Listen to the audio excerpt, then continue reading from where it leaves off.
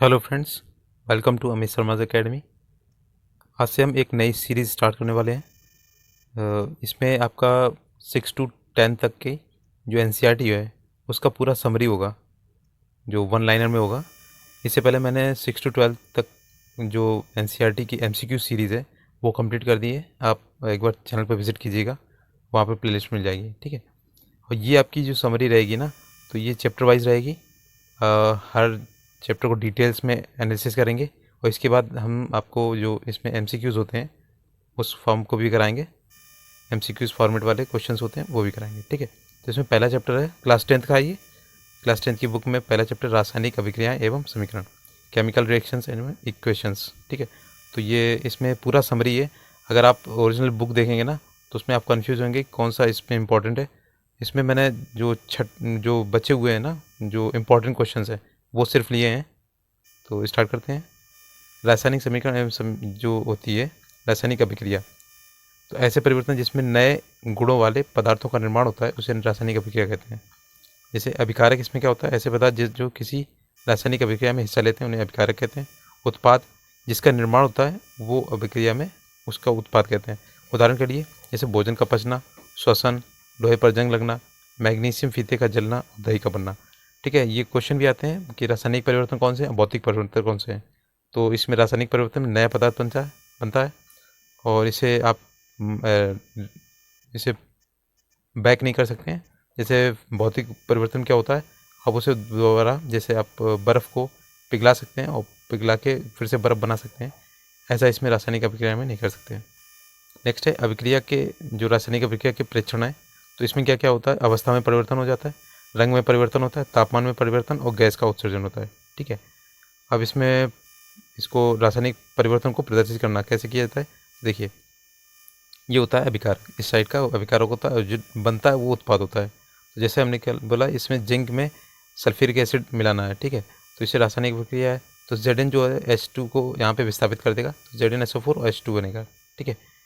अब देखिए रासायनिक समीकरण जो होता है, तो ये आपका रासायनिक समीकरण द्वारा निरूपित किया जाता है। ये रासायनिक अभिक्रिया को रासायनिक समीकरण में तत्वों के प्रतीक या अभिकारक और उत्पादों के रासायनिक सूत्र उनकी भौतिक अवस्था में लिखे जाते हैं। तो इसमें जैसे ताप, दाब, उत्प्रेरक आदि को तीर के निशान के ऊपर या नीचे दर्शाया जाता है। देख लीजिए संतुलित कैसे किया जाता है। तो इसमें चरणबद्ध है, इसमें ये आपका टॉपिक इसमें नहीं आएगा कि कैसे संतुलित करना है। तो आप सिर्फ इसमें एक बार नज़र डाल लीजिएगा। इसे संतुलित करना होता है जिसमें Fe यहाँ पे 2 है तो यहाँ पे 2 में लगाया जाएगा, H2 यहाँ पे 2 है तो यहाँ पे ऐसे, केवल इसमें आपको संतुलित करना है और कुछ नहीं करना, ठीक है। तो 3 हो गया, यहाँ पे 4 हो गया, तो अब ये संतुलित हो गया। नेक्स्ट है, ठीक है। इसमें केवल चरण दिए गए। अब देखिए ये जो मेन टॉपिक है, ये क्वेश्चन पूछे जाते हैं, काफ़ी इंपॉर्टेंट है और ये पूछा भी गया था, संयोजन अभिक्रिया। तो अभिक्रियाओं के प्रकार हैं। पहला है संयोजन अभिक्रिया। इस अभिक्रिया में 2 या 2 से अधिक अभिकारक मिलकर एक एकल उत्पाद बनाते हैं। जैसे A+B बना तो ये C एक एकल उत्पाद बनाएंगे। जैसे इसमें उदाहरण है, जैसे कोयले का दहन। तो कोयले का दहन हुआ इसमें C+O2, इसमें कोयले को जोड़ा गया, CO2 बन गया, तो ये कार्बन डाइऑक्साइड निकलेगी, ये गैस होता है G वाला। और जल का निर्माण जैसे 2H2 + O2, तो ये हो जाएगा 2H2O, 2 मॉलिक्यूल बनेंगे H2O के और लिक्विड फॉर्म में बनेंगे, ठीक है। नेक्स्ट है, तीसरा है कैल्शियम। ये आपका कैल्शियम ऑक्साइड है, ये बिना बुझा हुआ चूना होता है। इसमें जब जल की क्रिया कराएंगे तो ये बुझा हुआ चूना बनेगा, CaOH का उल्टवाइस और एक्वा, ठीक है। और ये वाला जो होता है ये सफ़ेदी करने का काम आता है दीवारों पे, और ये एक ऊष्माक्षेपी का प्रक्रिया है, इसमें ऊष्मा काफ़ी निकलती है। देखिए ऊष्माक्षेपी भी आ गया इसमें। जिन अभिक्रियाओं में उत्पाद के निर्माण के साथ साथ जो उत्सर्जन होता है या ऊष्मा का, तो उसे बोलते हैं ऊष्माक्षेपी अभिक्रिया। तो जैसे प्राकृतिक गैस का उत्सर्जन देखिए, CH4 है, ये मेथेन है, O2 का इसमें ऐड करेंगे तो CO2 निकलेगी, H2O निकलेगी और काफ़ी मात्रा में ऊष्मा निकलेगी। ऐसे ही दूसरा है श्वसन, एक ऊष्माक्षेपी अभिक्रिया है। ये पूछा भी गया था कि श्वसन कैसी एक अभिक्रिया है, तो इंपॉर्टेंट है, ध्यान रखिएगा। C6H12O6, ठीक है, कार्बोहाइड्रेट प्लस इसमें H2O ऐड करेंगे, 6O2, तो ये बनेगा CO2 H2O और ये ऊष्मा निकलेगी इसमें, ठीक है। नेक्स्ट है वियोजन अभिक्रिया। इस अभिक्रिया में एकल अभिकारक टूटकर 2 या 2 से अधिक उत्पाद बनते हैं। जैसे A है, इसको हम तोड़ेंगे तो ये 2 भागों में बटेगा। देख लीजिए इसमें भी पहला पॉइंट है, ये ऊष्मीय वियोजन कैसे होता है। और पहला देखिए ऊष्मा द्वारा जो वियोजन होता है उसमें ऊष्मीय वियोजन कहलाता है। जैसे ये फेरस सल्फेट है, FeSO4 है, इसको जब ऊष्मा देंगे तो ये आपके फेरिक ऑक्साइड में बनेगा। अच्छा, ये पहले हरा रंग होता है, फिर ये लाल भूरा रंग हो जाता है इसका। तो FeO3 बनेगा, फेरिक ऑक्साइड, SO2 बनेगा प्लस SO3 बनेगा। और ये सभी, ये दोनों गैस फॉर्म में होती हैं, ये सॉलिड फॉर्म में होगा। ठीक है, नेक्स्ट है, देखिए इसमें चूना पत्थर है CaCO3, इसको हम ऊष्मा देंगे तो क्या बनेगा, ये बिना बुझा हुआ चूना बनेगा और CO2 बनेगा। इससे पहले हमने क्या किया था, इसको इससे बनाया था, चूना पत्थर बनाया था। अभी इसको वापस से बिना बुझा चूना बनाया जाता है। नेक्स्ट है तीसरा, ये लेड नाइट्रेट है PbNO3, तो इसके सॉलिड फॉर्म में होता है। इसमें क्या करेंगे, जब ऊष्मा देंगे तो ये लेड ऑक्साइड बनेगा PbO, और नाइट्रोजन डाइऑक्साइड निकलेगी और O2 निकलेगी। ठीक है, नेक्स्ट है, अच्छा इसमें पहला हो गया आपका ऊष्मीय वियोजन, अब ये दूसरा है विद्युत वियोजन। तो विद्युत धारा प्रवाहित करने पर जो वियोजन होता है उसे विद्युत वियोजन कहते हैं। उदाहरण के लिए देख लीजिए, ये आपका जल है H2O, जब इसमें विद्युत धारा डाली जाती है तो ये 2H2 और प्लस O2 ये गैसेस फॉर्म में निकल जाता है। तो इसमें देखिए आपका मग दिया गया है इसमें, और ये बैटरी लगाई गई है इसमें, जब विद्युत धारा दी गई है। तो ये देखिए यहाँ पे इस वाले जो परख नली है इसमें, ये आपका एनोड है, इस पर ऑक्सीजन निकलती है, मुक्त होती है, और ये कैथोड में आपकी हाइड्रोजन मुक्त होती है। ठीक है, ये प्लास्टिक का मग है। नेक्स्ट, ये सब आपका NCERT का ही है और उसी के चित्र लिए गए हैं, इसके फिगर उसी के हैं, और इसमें केवल वही टॉपिक हैं जो इम्पोर्टेंट है, बाकी आप ढूंढते रह जाएंगे, उसमें नहीं मिलेगा। लोग ने बहुत से यूट्यूब में कराई हुई है, तो उसमें टिक लगाते हैं। ये आपको ये PDF चाहिए हो तो आप टेलीग्राम ग्रुप में जुड़ जाइएगा, उसमें मिल जाएगी। बहुत ही इंपॉर्टेंट ये नोट्स हैं, आपको कहीं नहीं मिलेंगे। अच्छा, प्रकाश की वियोजन भी होता है एक, तो सूर्य के प्रकाश की उपस्थिति में जो वियोजन होता है, जैसे AgCl है। ठीक है, इसमें सिल्वर क्लोराइड है, तो इसमें सूर्य का प्रकाश जब डालेंगे तो 2Ag और Cl2 में ये टूट जाएगा। और ऐसे AgBr है, सूर्य का प्रकाश डालेंगे 2Ag और Br2 में टूट जाएगा। तो ये सिल्वर क्लोराइड सूर्य के प्रकाश की उपस्थिति में घूसर रंग में बदल जाता है, ये जो सिल्वर क्लोराइड है। और दूसरा, इस अभिक्रिया को श्याम श्वेत फोटोग्राफी में यूज़ करते हैं। ठीक है, श्याम श्वेत जो फोटोग्राफी होती है। नेक्स्ट, ऊष्मा शोषी अभिक्रिया। अच्छा, ऊष्मा छेपी देखी थी, उसमें ऊर्जा मुक्त होती है। इसमें क्या होता है, इसमें ऊष्मा की आवश्यकता होती है, प्रकाश या विद्युत ऊर्जा की आवश्यकता पड़ती है। नेक्स्ट है तीसरा, अब तीसरी अभिक्रिया है विस्थापन अभिक्रिया। इस अभिक्रिया में अधिक क्रियाशील तत्व कम क्रियाशील तत्व को यौगिक से विस्थापित कर देता है। अब जैसे ये लिखा हुआ है FeCuSO4 लिखा हुआ है, तो इसमें क्या करेगा, Fe जो है Cu को यहाँ पे विस्थापित कर देगा, क्योंकि ये ज़्यादा रिएक्टेंट है, ये कम रिएक्टेंट है। तो ये बनेगा FeSO4 और प्लस Cu, और ये FeSO4 ये एक्वा में बनेगा। ठीक है, और ये Cu जो होगा सॉलिड में बनेगा, कॉपर का। तो ये देख लीजिए, परख नली दी गई, इसमें कॉपर विलयन लिया गया सल्फर। ठीक है, अब इसमें क्वेश्चन है, लोहे की कील भूरे रंग की कॉपर की परत जम जाती है, भूरे रंग की जो परत जम जाती है, CuSO4 के नीले विलयन का रंग जो होता है वो हरा FeSO4 निर्माण के कारण हो जाता है। अब देखिए दूसरी अभिक्रिया देखिए, Zn प्लस CuSO4, तो इसमें क्या करेगा, Zn जो है Cu को विस्थापित कर देगा, तो ZnSO4 और प्लस Cu निकलेगा। जिंक कॉपर से अधिक ये क्रियाशील तत्व है। ठीक है, इसलिए इसे विस्थापित कर दिया। ये चौथा है आपका द्विविस्थापन अभिक्रिया। तो ये अभिक्रियाओं का नाम याद रखिएगा, इससे क्या होता है ये याद रखिएगा, बहुत इंपॉर्टेंट है, क्वेश्चन आएगा पक्का इससे। इस अभिक्रिया में उत्पादों का निर्माण दो यौगिकों के बीच आयनों के आदान प्रदान से होता है। ठीक है, तो जैसे ये लिखा हुआ आपके अभिक्रिया देख लीजिए, Na2SO2 और प्लस BaCl2, तो ये बनेगा आपका BaSO4 और प्लस NaCl।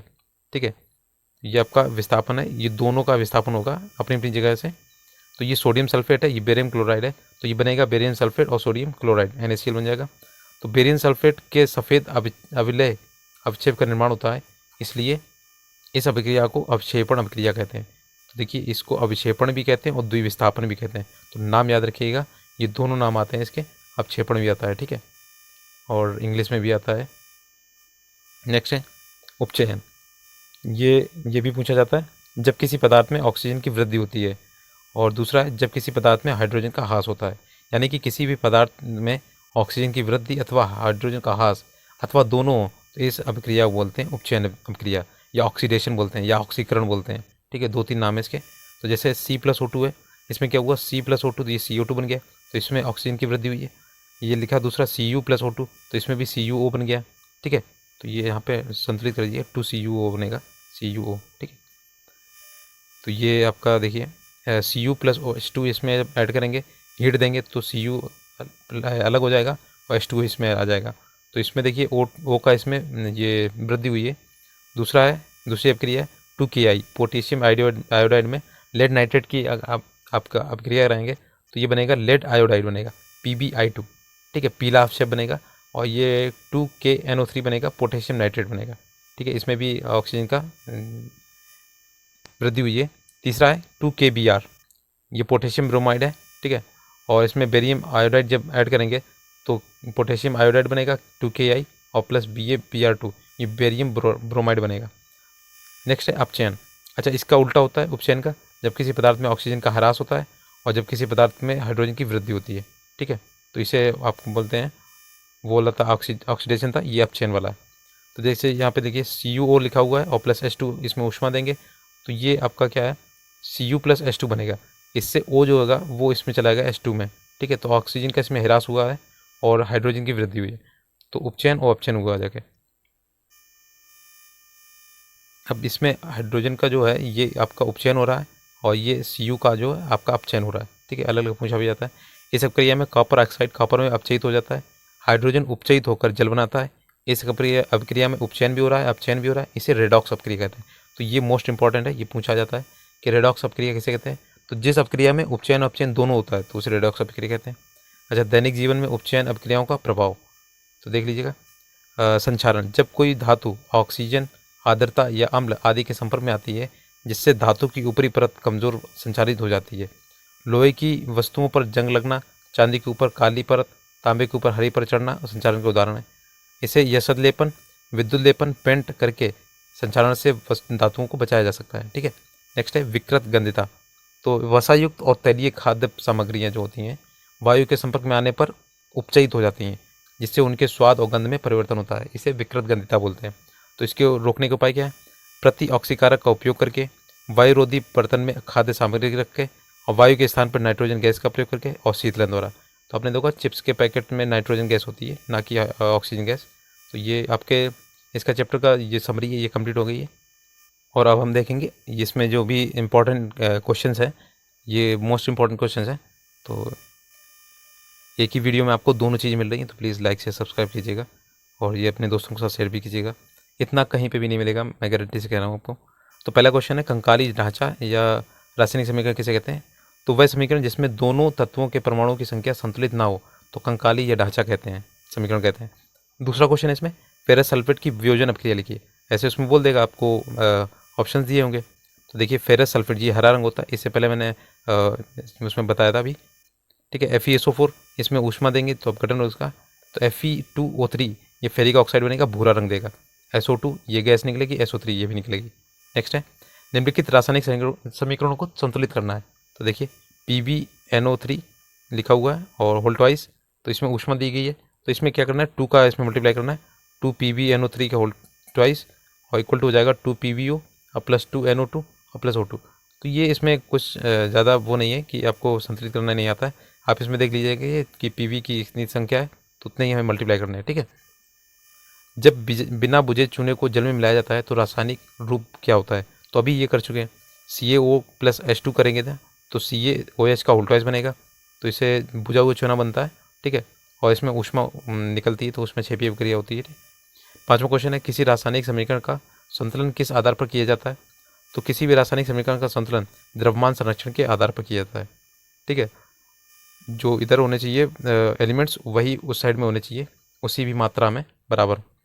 नेक्स्ट है, चिप्स बनाने वाले चिप्स की थैली में कौन सी गैस युक्त कर देते हैं जिससे चिप्स अपचयन ना हो सके। तो ये नाइट्रोजन गैस होती है, अभी बताया था पीछे, ठीक है। किसी रासायनिक अभिक्रिया में उत्प्रेरक की क्या भूमिका होती है।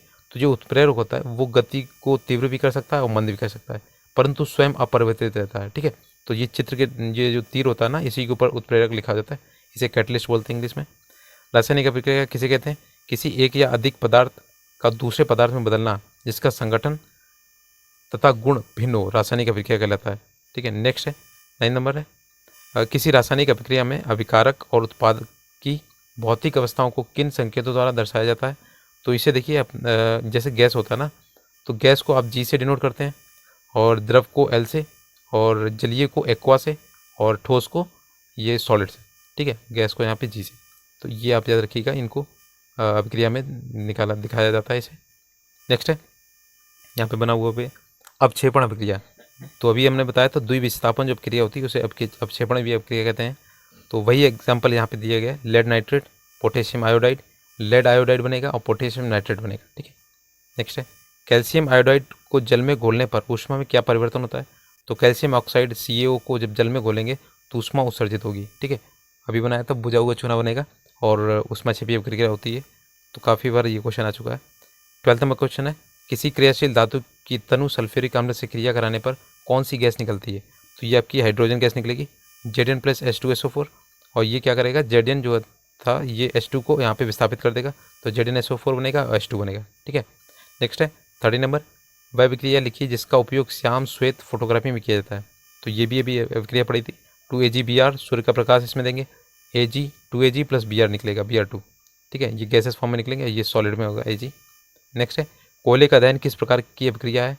उत्तर दिया गया इसका, ये जो आपका कोयला है C+O2 प्लस CO2 बनेगा, तो ये आपका संयोजन अभिक्रिया है। तो इसमें कुछ जुड़ रहा है ना, तो ये तथा ऑक्सीकरण भी है क्योंकि इसमें ऑक्सीजन की वृद्धि हो रही है। ठीक है, नेक्स्ट है 50 नंबर, ये है इसमें से पूछना है कि ये कौन सी अभिक्रिया है। तो ये विस्थापन अभिक्रिया। देखिए Pb जो होता है वो Cu को विस्थापित करके PbCl2 बना रहा है और Cu को अलग कर रहा है। ठीक है, तो ये विस्थापन अभिक्रिया है। अगर दो जगह दोनों साइड से होता तो द्विविस्थापन अभिक्रिया होती।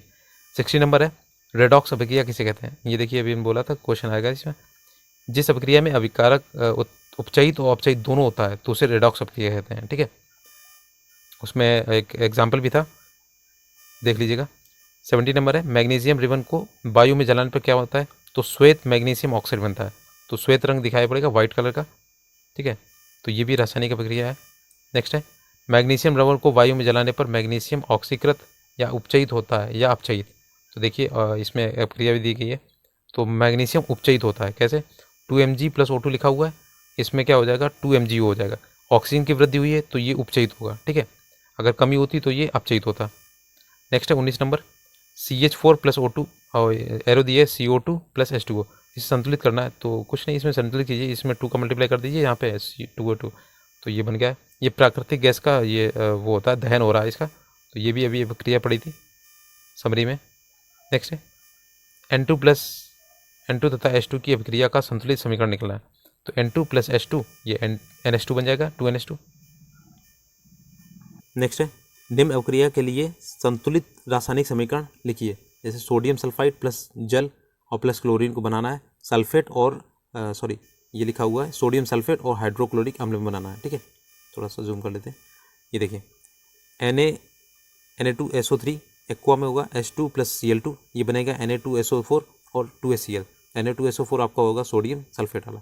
ठीक है, 22 नंबर है हल्के हरे रंग के फेरस सल्फेट के क्रिस्टलों को गर्म करने पर क्या होगा। तो फेरस सल्फेट के क्रिस्टलों को जब गर्म करेंगे, इसमें ऊष्मा देंगे Fe(SO4.7H2O), तो ये क्या होगा Fe(SO4) श्वेत में चेंज हो जाएगा और प्लस 7H2O ये जल बाहर निकल जाएगा। ठीक है, नेक्स्ट है 23 नंबर, कॉपर से अधिक सक्रिय 3 धातुओं के नाम लिखिए। ये क्वेश्चन काफ़ी आते हैं, कॉपर से जो सक्रियता श्रेणी की आप वो टेबल याद करनी पड़ेगी, ये पूछे जाते हैं इसमें। तो ये देखिए आपका आयरन होगा, जिंक होगा, मैग्नीशियम होगा। ठीक है, तो ये सब इससे कॉपर से अधिक सक्रिय हैं।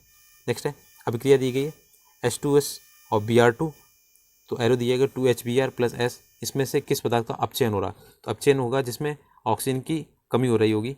तो इसमें Br2 का जो ब्रोमीन है ना, इसमें ऑक्सीजन तो है नहीं, इसमें हाइड्रोजन की वृद्धि हो रही है, तो इसलिए ये जो ब्रोमीन है तो इसका अपचयन हो रहा है। ठीक है, नेक्स्ट है संगमरमर, मार्बल का रासायनिक सूत्र है। तो CaCO3 ये कैल्शियम कार्बोनेट होता है, सिंपल क्वेश्चन है। 26 नंबर है Zn(Pb)Cu की क्रियाशीलता का क्रम लिखिए। तो देखिए Zn(Pb) ये Cu से Cu से ये सभी ज़्यादा रिएक्टिव होते हैं। ठीक है, अभी पूछा गया था कि Cu से जो अधिक हैं वो बताने थे, तो Fe भी होगा, Zn भी होगा और Pb भी होगा। नेक्स्ट है अब देखिए लघु उत्तरीय प्रश्न है, इसमें थोड़ा इसमें देख लीजिएगा। संयोजन अभिक्रिया किसे कहते हैं, बिना बुझे चुने और वज्जल की संयोजन अभिक्रिया क्या होती है, जिसमें दो से अधिक पदार्थ मिलकर एक नया पदार्थ बनाते हैं, उसे संयोजन अभिक्रिया कहते हैं। ठीक है, नेक्स्ट है उदाहरण के लिए देखिए बोला था CaO, जिसे बिना बुझा चूना है, H2 को मिलाएंगे तो बुझा हुआ चूना बनेगा और ऊष्मा उत्पन्न होती है। ठीक है, ऊष्मा निकलेगी तो ये ऊष्मा छेपी अभिक्रिया होगी। तो वही अभी एक अभिक्रिया 2-3 बार पढ़ चुके हैं। ठीक है, और CaOH का होल्ट वाइज ये जो होती है ये दीवारों पर सफ़ेद की जाती है बिना बुझा हुआ चूना को। नेक्स्ट है रेडॉक्स अभिक्रिया किसे कहते हैं, तो जिसमें ऑक्सीकरण ऑप्शन दोनों होता है तो उसे रेडॉक्स अपक्रिया कहते हैं। और इसमें पूछा गया ZnO2 ये वाला अपक्रिया दी गई, तो इसमें किस पदार्थ का उपचयन और अपचयन हो रहा है। देखिए यहाँ पे इसका देखिए ये Zn है ना, तो इसका क्या हो रहा है, आपका अपचयन हो रहा है क्योंकि इसमें ऑक्सीजन का ह्रास हो रहा है। और ये C है ना कार्बन का, तो इसमें CO इसमें O जुड़ रही है तो ये उपचयन हो रहा है। ठीक है, बाकी ये पढ़ लीजिएगा इसमें। नेक्स्ट है 3rd नंबर, इसमें क्या है, ये अभिक्रिया दी गई किस पदार्थ का ऑक्सीकरण और किस पदार्थ का उपचयन हो रहा है, इस प्रकार की अभिक्रिया का एक अन्य उदाहरण दीजिए। तो CuO और HCuO, तो H का यहाँ पे ऑक्सीकरण हो रहा है हाइड्रोजन का, देखिए ऑक्सीजन की वृद्धि हो रही है, और CuO का उपचयन हो रहा है क्योंकि Cu से यहाँ पे O निकल रहा है। तो अन्य क्रिया का उदाहरण देखिए यहाँ पे दिया गया है MnO2 प्लस HCl, तो MnCl2 plus H2O plus Cl2। Next है 4था नंबर है विस्थापन अभिक्रिया किसे कहते हैं, और निम्न अभिक्रिया में A को पहचानिए। तो देखिए विस्थापन अभिक्रिया, तो Zn plus CuSO4 plus A दिया गया, इसमें A की वैल्यू निकालनी है इसमें दोनों में से। तो विस्थापन अभिक्रिया जब कोई एक तत्व दूसरे तत्व को उसके यौगिक से विस्थापित कर देता है, जो ज़्यादा रिएक्टिव होगा वो कम रिएक्टिव वाले को हटा देगा। तो देखिए ZnCuSO4 है, तो ZnCu को हटा देगा, ZnSO4 बनेगा जिंक सल्फेट और Cu बचेगा। Na2SO4 प्लस BaCl2, तो इसमें बेरियम सल्फेट बनेगा, ये Na2 को हटा देगा इसमें से। नेक्स्ट है यहाँ पे फर्स्ट वाले में बोला था इसमें A क्या है, तो ये ZnSO4 होगा जगह। ठीक है, ये ZnSO4 होगा ये फर्स्ट वाले में, और दूसरे वाले में क्या हो जाएगा, तो दूसरे वाले में आपका हो जाएगा BaSO4, यहाँ पे ये Ba इससे जुड़ेगा, Na2 बाहर निकल जाएगा। ठीक है, तो BaSO4, ये थोड़ा मिसप्रिंट है यहाँ पे देख लीजिएगा, ये और ये। नेक्स्ट है 5 नंबर है निम्न समीकरणों में x y z को पहचानना है। ठीक है, तो यहाँ पे अब देखिएगा x की वैल्यू क्या होगी, तो CO3 बनेगा, CO3 बनेगा। ठीक है, हरा पदार्थ बनेगा। और Ag ये y वाला पदार्थ क्या है इसमें, तो काला पदार्थ Ag2S बन रहा है, तो यहाँ पे H2S होगा, यहाँ पे H2S होगा, इसके साथ जब क्रिया करेगा तो काला पदार्थ बनेगा Ag2S और हाइड्रोजन गैस मुक्त होगी। FeSO4 इसमें ऊष्मा देंगे तो इसमें Z पूछ रहा है क्या बनेगा, तो SO3 बनेगा। ठीक है, सॉरी इसमें SO2 होगा यहाँ पे, और यहाँ पे SO3 होगा। ठीक है, एक SO2 होगा एक SO3 होगा, तो संतुलित कर लीजिएगा। नेक्स्ट है प्रश्न नंबर ये क्वेश्चन नंबर 6 है, इसमें पहला दिया गया क्या होगा जब, तो इसमें रासायनिक अभिक्रिया दी गई और उसे बस ऐड करना है, बताना है। CuSO4 कॉपर सल्फेट को जब आयरन से ऐड करेंगे तो ये Fe जो है Cu को हटा देगा और FeSO4 बनाएगा। नेक्स्ट है Zn, ये भी ZnSO4 बनेगा यहाँ पे ZnSO4, और यहाँ पे H2 यहाँ पे मुक्त हो जाएगी ऊर्जा, और ये Na2 बनेगा इसका Na2O। ठीक है, तो ये अभिक्रियाएँ देख लीजिएगा, इसकी प्रैक्टिस कीजिएगा, वहाँ पे पूछेंगे क्वेश्चंस। नेक्स्ट है 7 नंबर रासायनिक अभिक्रिया के होने के किन प्रेक्षणों के आधार पर ज्ञात किया जा सकता है। तो ये आपके उसमें बताया भी था, अभी समरी जब पढ़ी थी, तो पदार्थ की भौतिक अवस्था में परिवर्तन होता है, पदार्थ का रंग बदलता है, किसी गैस का निकलना, अभिक्रिया के तापमान में परिवर्तन, तो ये प्रेक्षण होते हैं ना, तब पता चलता है कि रासायनिक अभिक्रिया हुई कि नहीं हुई। आप रासायनिक समीकरण किसे कहते हैं, तो ये देखिए आपका अभिकारक होता है और उत्पाद इसमें से निकलता है, तो ये आपकी डेफिनेशन में पढ़ सकें। किसी रासायनिक अभिक्रिया में उपस्थित सभी अभिकारकों उत्पादों को उनकी भौतिक अवस्था को प्रतीकों के रूप में प्रदर्शित करना ये रासायनिक समीकरण कहलाता है। ठीक है, तो ये डेफिनेशन आएगी नहीं, ये देख लीजिएगा। नेक्स्ट है रासायनिक समीकरण किस प्रकार लिखा जाता है, तो एक साइड में अभिकारक लिखा जाता है, दूसरी साइड में उत्पाद निकलता है। ठीक है, तो ये भी ज़्यादा नहीं कुछ आएगा इसमें, और ये अभिक्रिया आप कई बार पढ़ चुके हैं, तो देख लीजिएगा इसमें।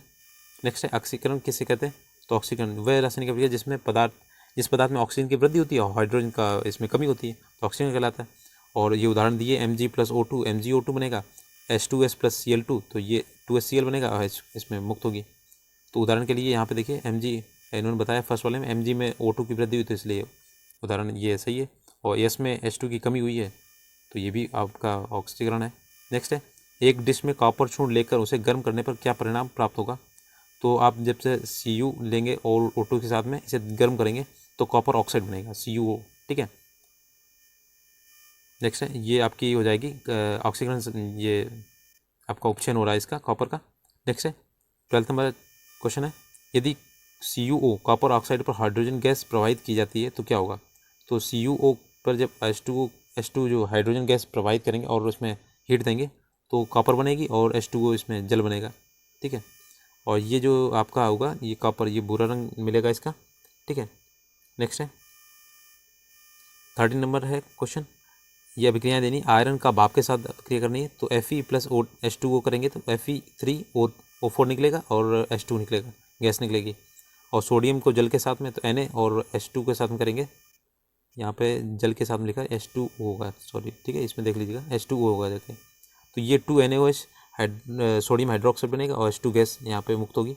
नेक्स्ट है सोडियम जिंक का सल्फ्यूरिक एसिड के साथ में, तो जिंक जो है ना Zn, ये H2 को यहाँ पे विस्थापित कर देगी, ZnSO4 बनेगा, H2 बनेगा।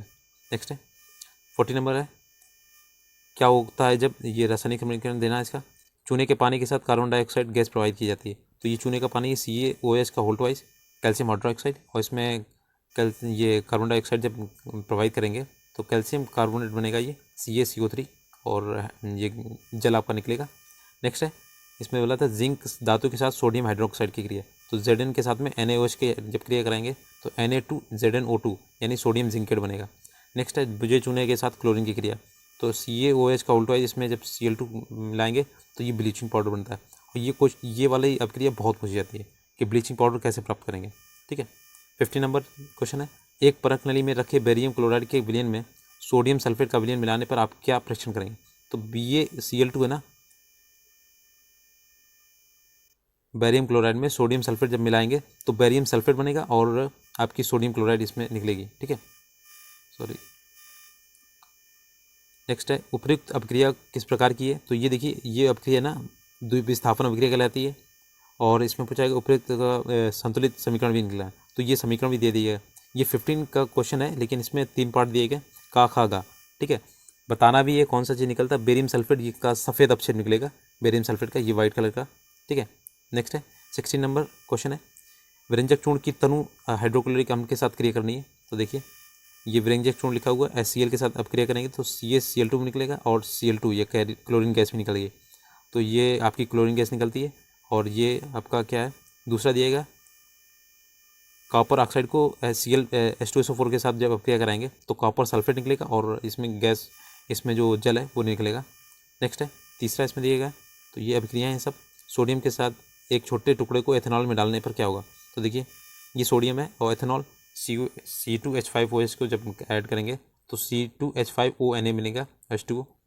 और चौथा बोला गया इसमें NaMgFe में केवल Mg धातु गर्म जल में क्रिया करती है लेकिन ठंडे जल में नहीं करती है, तो जो Mg धातु होती है वो गर्म के साथ करती है बल्कि ठंडे के नहीं करती है, ठंडे जल में नहीं करेंगे।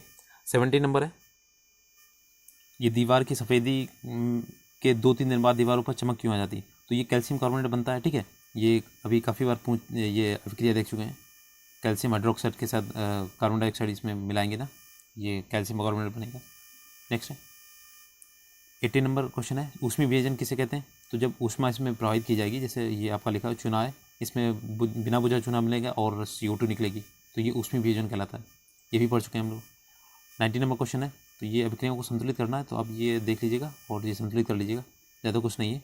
और देखिए इसमें संतुलित करने के बाद अभिक्रिया भी बतानी है, तो ये प्रतिस्थापन अभिक्रिया है, तो देखिए इसमें से प्रतिस्थापित किए गए CH3 ये यहाँ पे Cl के साथ में आ जाएगा और ये HCl यहाँ पे अलग निकलेगा। अब ये Na और फिर Cl है, ये NaCl बनेगा, योगात्मक अभिक्रिया, और ये आपकी उदासीनी अभिक्रिया है, ठीक है, ये भी आपकी उदासीनी है, और ये द्विविस्थापन अभिक्रिया है, इसमें Ba इसमें जाएगा, Al2 इसमें आएगा, ठीक है, द्विविस्थापन अभिक्रिया।